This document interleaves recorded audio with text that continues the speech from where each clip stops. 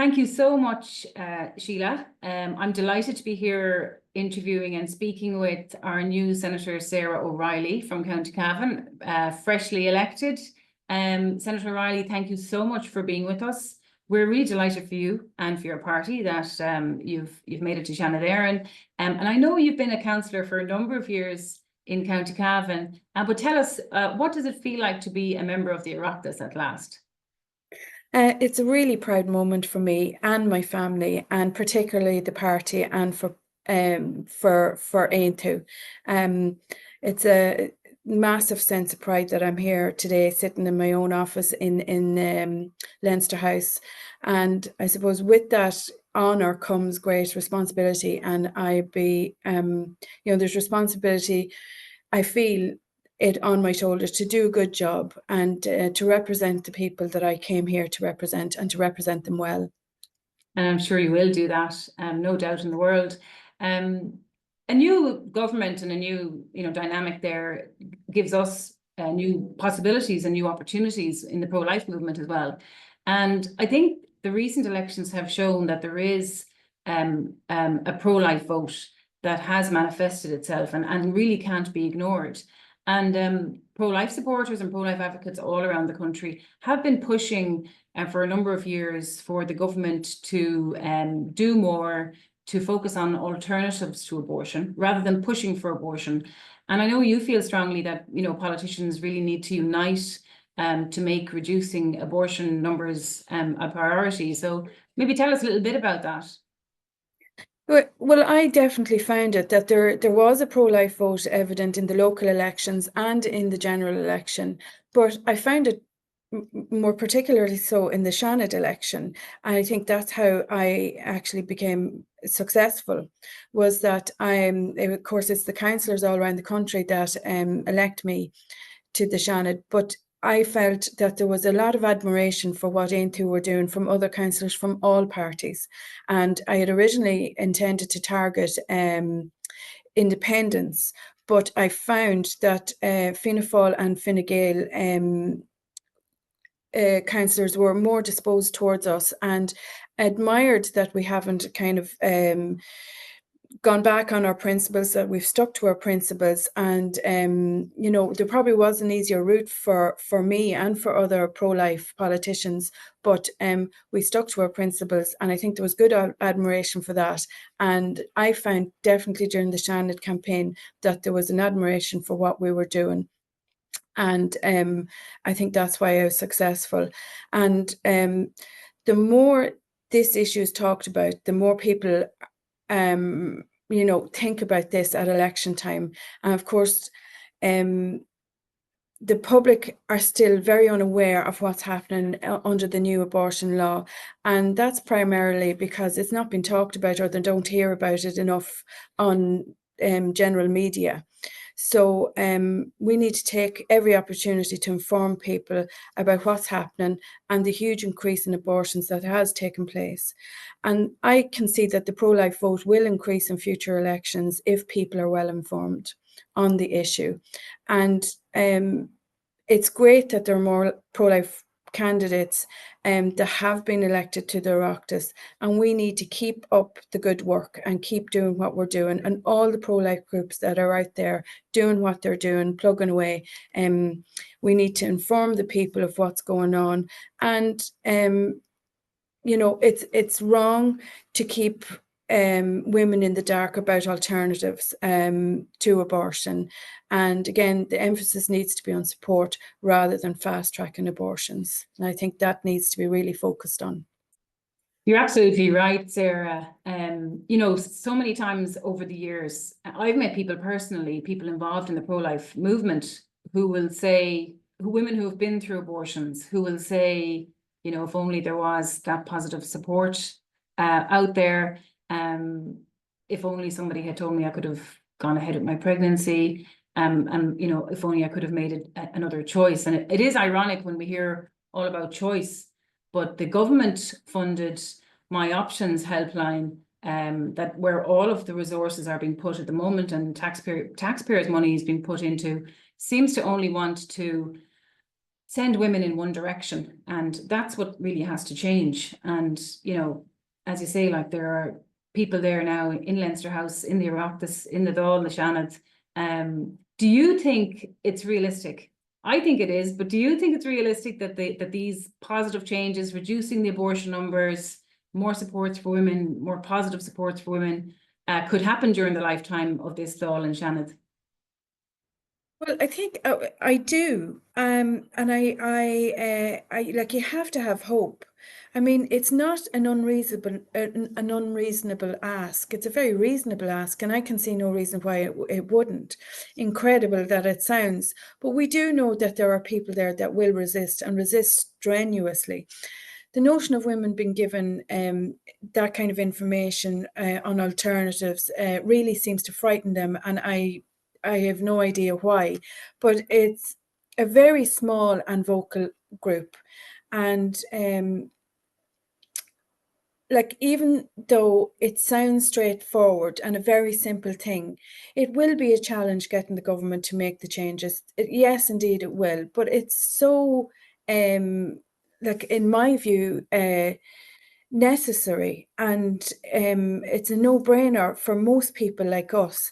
And I think it needs to happen. I believe we will make progress on it during the lifetime of this government, and I believe that there is a commitment there and an enthusiasm there. And I think, you know, the people are willing to talk about this issue again.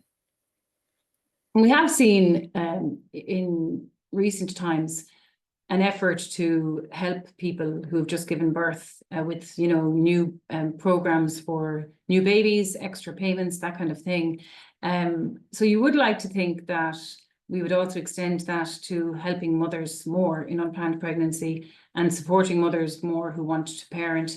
I remember we spoke a few years back, Sarah, and we were talking about, well, you were mentioning about, you know, the coercive abortion, the reality of that. And I think we've seen more of that is happening. We're not hearing about it as much as we should because of telemedicine abortion and the fact that women can self-administer abortion pills. But coercive abortion, it's something that's not talked about in the mainstream media at all, and it needs more of a spotlight. And I imagine that's something that you'd like to see tackled during the lifetime of this government as well. Yeah, coercive abortion is a reality, sadly. And there are more and more stories emerging all the time, and it needs to be addressed and not swept under the carpet. And there was a horrifying report that came to light not that long ago of a minor that was locked in a room in this country and was forced to take the abortion pill. So it's unbelievable that something like that could happen. It's definitely not a once-off occurrence, but it's a lot more common than we might think, unfortunately. And we know from research in other countries that coercive abortion is a reality where abortion is legal. And there was research, I think, as far for Radio 4, and it revealed that 15% of women in the UK said that at some point in their life they felt pressurized to go through with an abortion that they didn't really want to have. So it may not suit some people to talk about it, but it needs to be discussed and addressed. And this is the place for it. This is the forum for that kind of discussion. It's something I will try and raise and get the government to look at seriously. And we need to establish how common it is in this country and where it is happening most, and then take action and bring that to an end.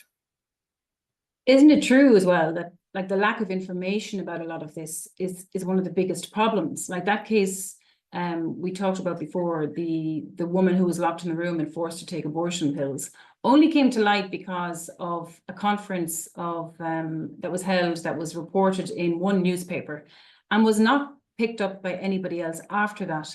And it is the case that a lot of the information we get about all of the negatives associated with this law come about because of parliamentary questions or freedom of information requests. So information flow is one of the biggest challenges, and it would be great to see a bit more openness and transparency and accountability around the abortion regime in the next number of years. Hopefully that will come to pass. And as you say, with more people in the office, more members who are interested in promoting a pro-life vision, hopefully that will come about. Do you think that, you know, the general public, because I think we did have a very heated debate back in the time of the abortion referendum, which is a long time ago now, nearly 7 years. So it's, you know, it is something historical at this stage. But at that time, there was a very heated debate. It was very polarized. Do you think that some members of the public, even people who voted yes to abortion at that time, are open maybe a little bit more to hearing about the pro-life message than they might have been at that time, when the media were pushing so hard for abortion? It's possibly too early to know for sure. I feel myself from my canvassing in the last year, I've been campaigning for the last year, that there is more openness to talk, and there is more openness towards my party, and that's for sure, and that can be proved in the vote that we've been receiving. But there's no doubt that people are unaware of what's happening under the new law. And I think if people were more aware of what's happening, we would be able to change hearts and minds. Yeah. The work that is being done by pro-life groups is helping to get the word out more. And I'm confident that support will grow. There's a divergence as well, I think, to people are getting their media in different places now, where maybe it was the mainstream media that most people used to get their media from, but people are getting their media from alternative places now, and none. There's just so many different options for people, and I think that the pro-life message can be got out in different forms of media, and I think that could be key. Yeah, that's been a big development in recent years. The fact that we're not just relying on one broadcaster like RTE, there's not a reliance there, that people are sourcing information everywhere else. So that's been a big, I suppose, advantage for the pro-life movement, to be able to get the word out more. So how do you see pro-life candidates faring in the future elections? I mean, following on from the recent ones, are you positive about the future and getting more people elected for your own party and more pro-life candidates generally? Well, I have to say we had the launch of our candidates in Dublin for the general election, and I think there was about 40 or 42 candidates for the election. And I looked around at them, and I have to say I was so proud to see so many young women, young men, and very capable and able people with, you know, principles. And I think sometimes people who are pro-life can be stereotyped. But when I looked around at the young women, the young men, and the vibrancy, I was so proud. And I think if we have good candidates, but I also think we need to focus on other things like the bread and butter things that affect people in their lives as well. And realistically, if you do the work in the area and represent your constituents well, you will improve your chances of getting elected, you know. So I do see that, especially our movement anyway, I feel it's definitely growing, and the figures prove that. So that's something good, and it's positive, and it's something to look forward to.